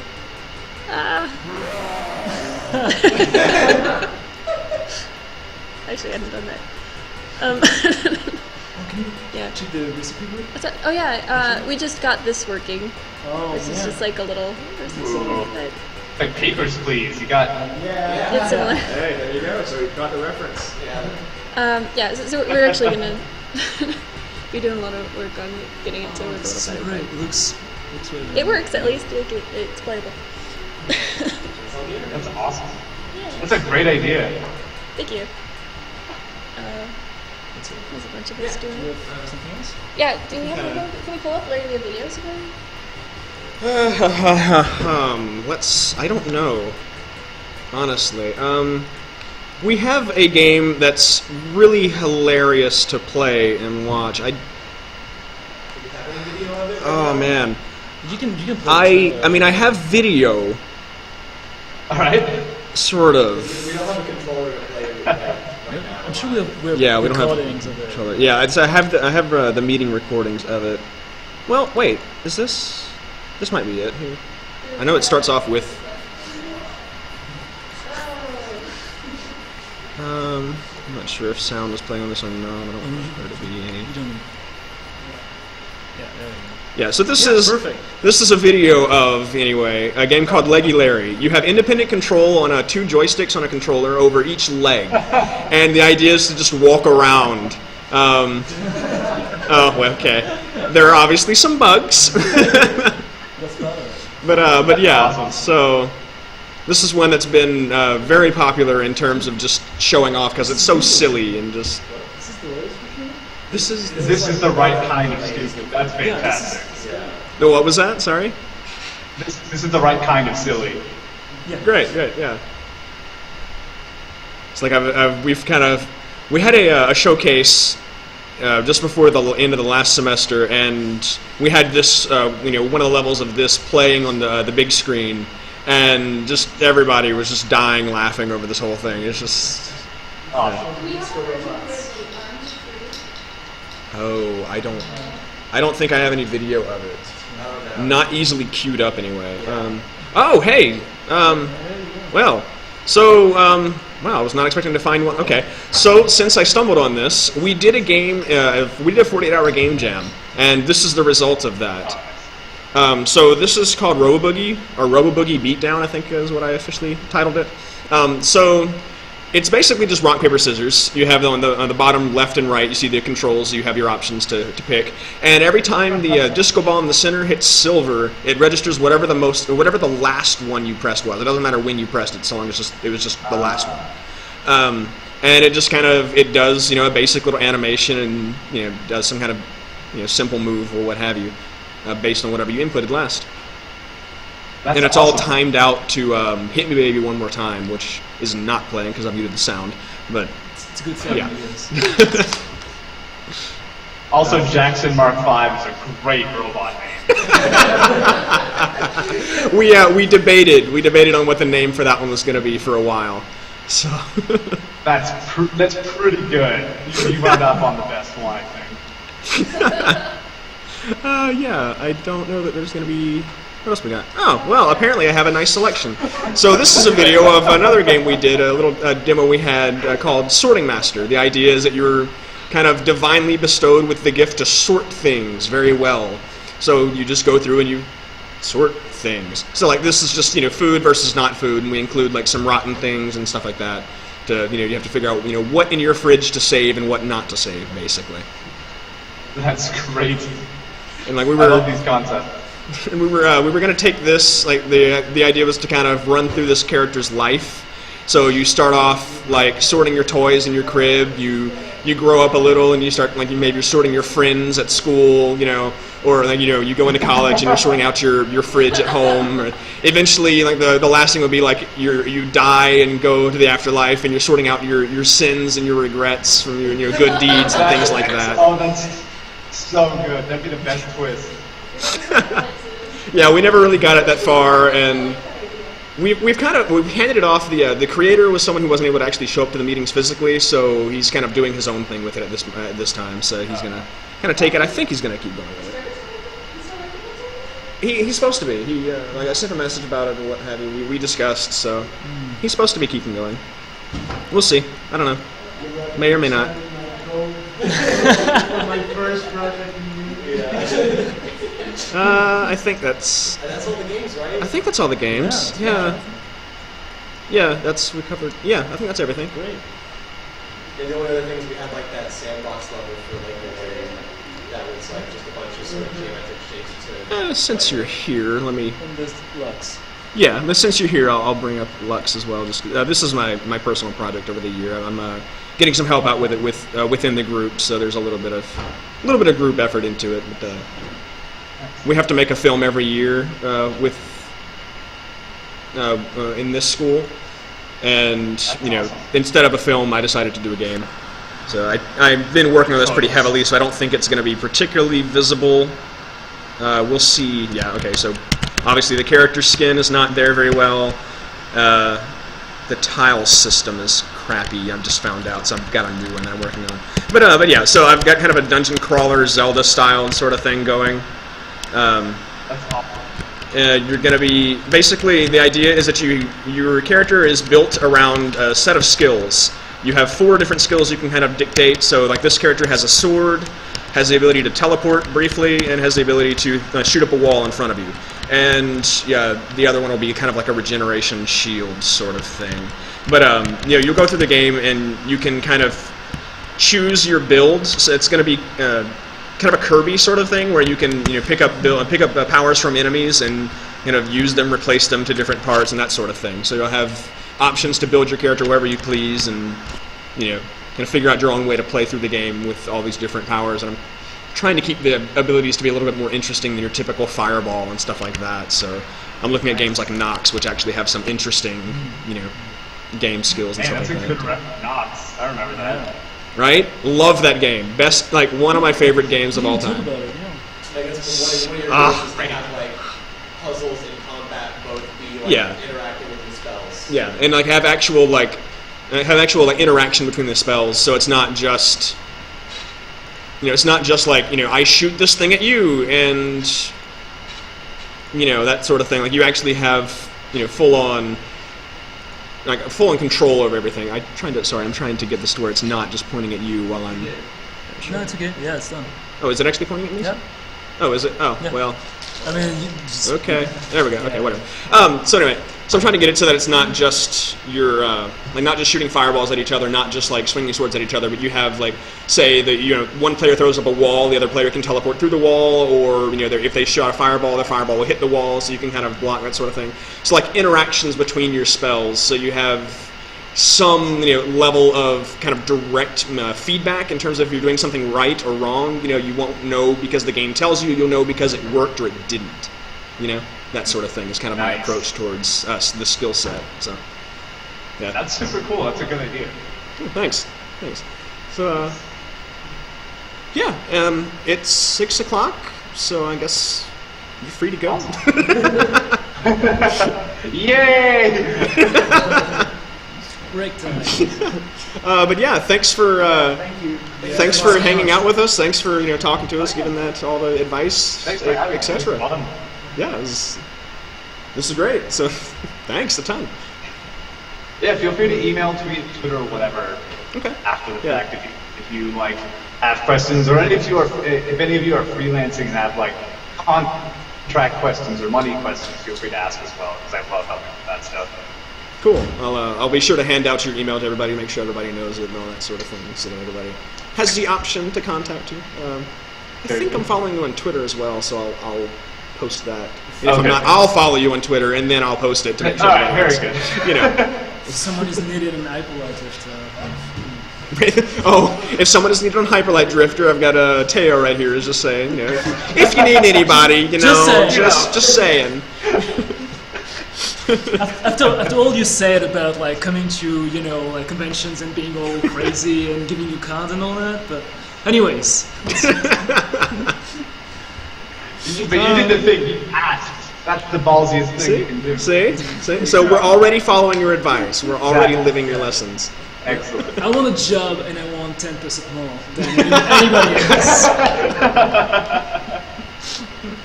Okay, now you're going crazy. But yeah, so I guess we'll head out. We'll let you go, and we'll get everybody sent to their assorted paths wherever they are heading now. I think class for a few, dinner to some, etc., etc. So, yeah, thanks for all of this. It was great. Yeah, thank you so much. So, we'll talk to you later. Bye. All right, bye, friends.